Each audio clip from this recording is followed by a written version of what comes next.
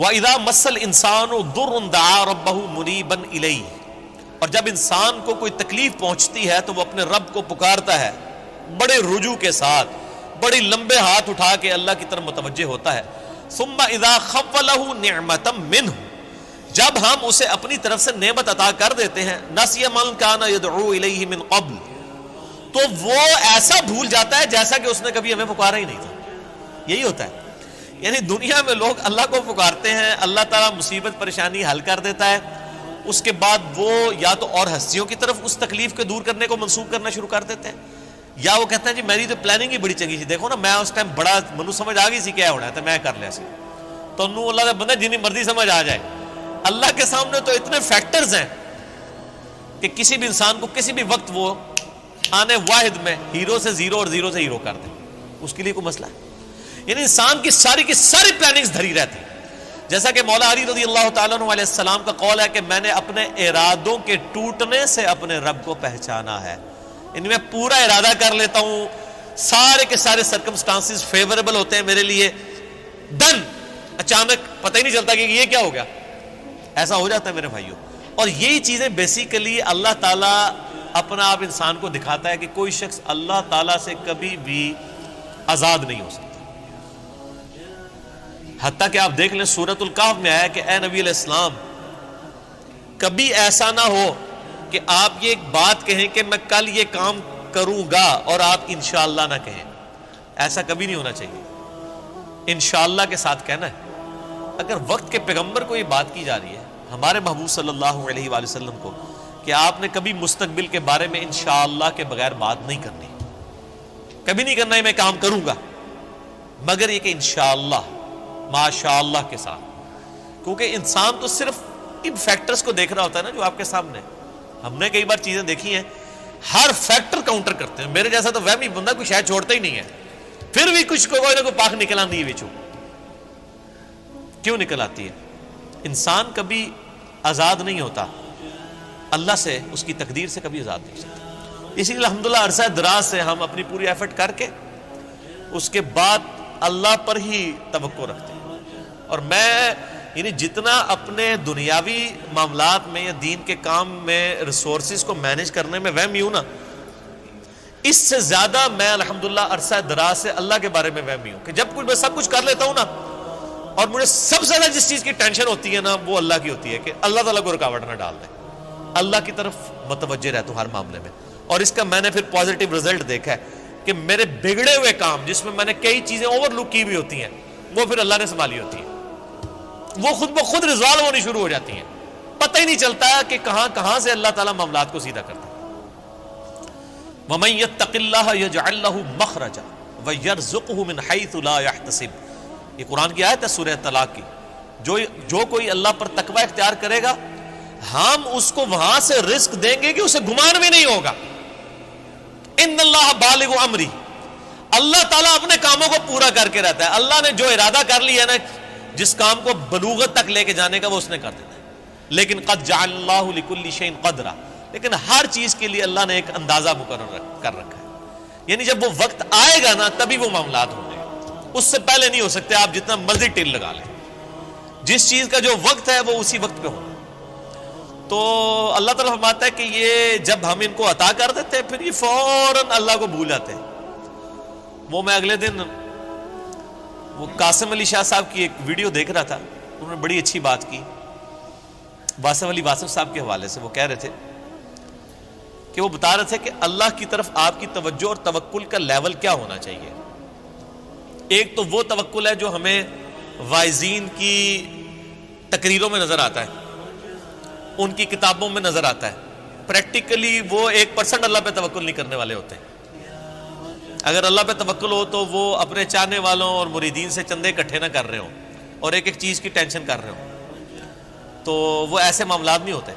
وہ میرے ایک دوست ہیں، یہ واقعہ آپ نے یاد رکھا ہے، میں دوبارہ آپ کو قاسم علی شاہ صاحب والا بعد میں سناتا ہوں. مجھے ایک اور واقعہ یاد ہے.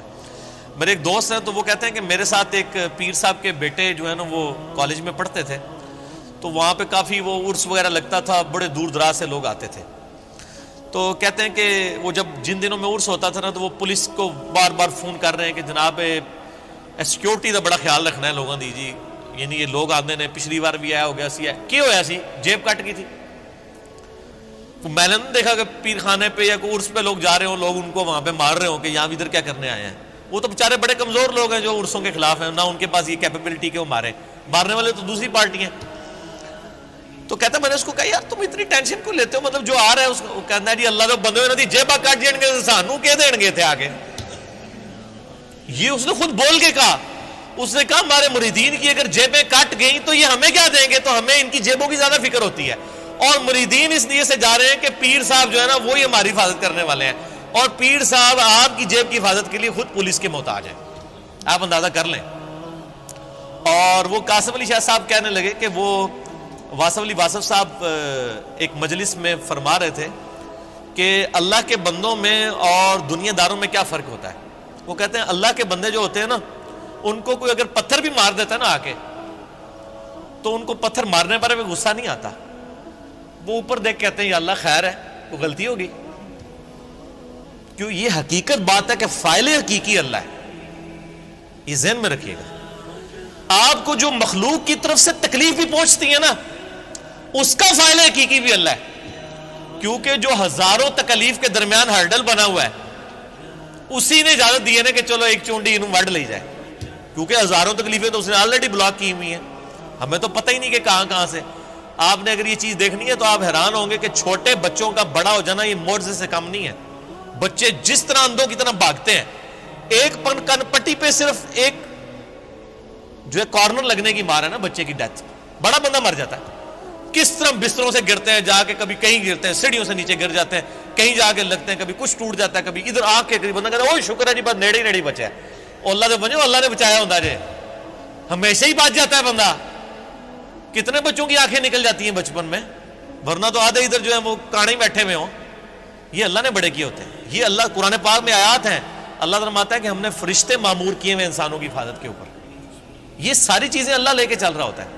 لیکن اللہ فرماتا ہے جب ہم تکلیف دور کر دیتے ہیں پھر کہتے ہیں یہ تو کوئی کہہ دیتا ہے بزرگوں نے کیا ہے, کوئی کچھ کہہ دیتا ہے, کوئی کچھ کہہ دیتا ہے. وہ ایک مجھے لطیفہ یاد آ گیا, وہ ایک بندہ جو ہے وہ سمندری طوفان میں پھنس جاتا ہے, اور جب وہ ڈوبنے لگتا ہے تو کہتا ہے یا اللہ منو بچا لے, میں دیکھ دیا گا تیرے نا دی. ٹھیک ہے جی, تو اللہ تعالیٰ بچا لیتا ہے. تو وہ پھر کنارے آ کے کہتا ہے جی, وہ تو پھر ظاہر ہے اس نے مکر ہی جانا ہوتا ہے, جو اللہ تعالیٰ فرماتا ہے کہ جب ہم ان کی تکلیف دور کرتے ہیں پھر یہ بھول جاتے ہیں ہمیں. تو کنارے پہ پہنچ کے کہتا ہے کیڑی دیکھ, کوئی دیکھ شیک نہیں ہو.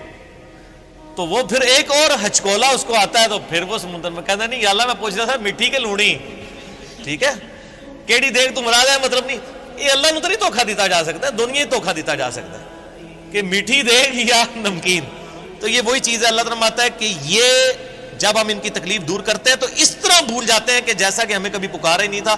وَجَعَلَ لِلَّهِ أَنْدَادًا, اور اللہ کے مقابلے پہ اور ہستیاں کھڑی کر دیتے ہیں کہ یہ انہوں نے کیا ہے. بچہ اللہ نے دیا ہوتا ہے, کہتے ہیں نہیں وہ ان کی وجہ سے ہوا ہے. لِيُضِلَّ عَنْ سَبِيلِهِ, تاکہ بہکا دیں اللہ کی راہ سے. حقیقت بات ہے کہ یہ شیطان انسان کے دل میں یہ وسوسہ ڈالتا ہے کہ یہ فلاں کی وجہ سے ہوا ہے. آپ ہندوؤں کے پاس چلے جائیں, وہ بھی یہی کلیم کرتے ہیں کہ جی ہم فلاں مندر میں گئے تھے تو ہمیں اولاد ہوگی, حالانکہ اللہ دے رہا ہوتا ہے. لیکن شیطان جو ہے وہ اینڈ ٹائم پہ ایسا وسوسہ ڈالتا ہے کہ انسان اور ہستیوں کی طرف اسے منسوخ کرنا شروع کر دیتا ہے. ہم نے تو کئی ایسے دیکھے ہیں جو لوگوں کو بچے دے رہے ہیں لیکن خود بے اولاد ہوتے ہیں. ان کو کہ آپ کیوں نہیں اولاد ہو رہی ہے. سورہ شورا کا آخری رکوع پڑھ لیں, اللہ فرماتا ہے اللہ جسے دیتا ہے بیٹے دیتا ہے, جسے چاہتا ہے بیٹیاں دیتا ہے, جسے چاہتا ہے دونوں دیتا ہے, اور جسے چاہتا ہے محروم رکھتا ہے. نبی علیہ السلام کی صرف ایک بیوی ہے جس سے اولاد ہے, سیدہ خدیجہ سے, یا ایک ماریہ قبطیہ سے سیدنا ابراہیم علیہ السلام پیدا ہوئے, وہ بھی فوت ہو گئے. باقی آپ کی ساری بیویاں بے اولاد ہیں. کیا نبی کی بیویوں کی خواہش نہیں تھی کہ ان کی اولاد ہو؟ اللہ کی مرضی. سیدہ عائشہ محبوب ترین بیوی ہیں, جوانی کی عمر میں بیوہ ہوئی ہیں, کوئی اولاد نہیں ہے. اللہ ان کو ایک بچے ہی دے دیتا کہ حضور کے بعد انہوں نے 47 سال تک زندہ رہنا تھا, کہ چلو ان کی ایک دل جوئی کا معاملہ ہو جاتا کہ 18 سال کی عمر میں بیوہ ہو گئی ہیں. ایک بچہ ہوتا تو ان کی زندگی بھی اس کے سارے گزر جاتی. نہیں, یہ اللہ کے فیصلے ہیں. قل تمتع بکفرک قلیلا, اللہ کا اس پہ غضب دیکھیں. اللہ فرماتا ہے نبی ان سے فرمائیے کہ یہ جو تم کفر کر رہے ہو نا، اور یہ جو لطف اٹھا رہے ہو ہماری نعمتوں سے، کہ تمہیں ہم کوئی نعمت دیتے ہیں تو تم اور ہستیوں کی طرف منسوب کرتے ہو، اٹھا لو تھوڑی دیر کے لیے دنیا کی زندگی میں. انک من اصحاب النار، پھر تو تم مرنے کے بعد دوزخیوں میں ہی شامل ہوگا انسان. یہ سنگولر کے سیغے سے نا ایز اے ڈاکٹرین یہ لفظ استعمال ہو رہا ہے کہ تو اٹھا لے جو کچھ تو نے نفع اٹھانا ہے دنیا کی زندگی میں، تو منسوب کر لے مخلوق کی طرف، پھر تو نے مر کے نا ہمارے پاس جب آنا ہے تو آگ ہی تیرا مقدر ہوگی. دنیا میں تو نے جو کچھ کرنا تھا وہ کر لیا.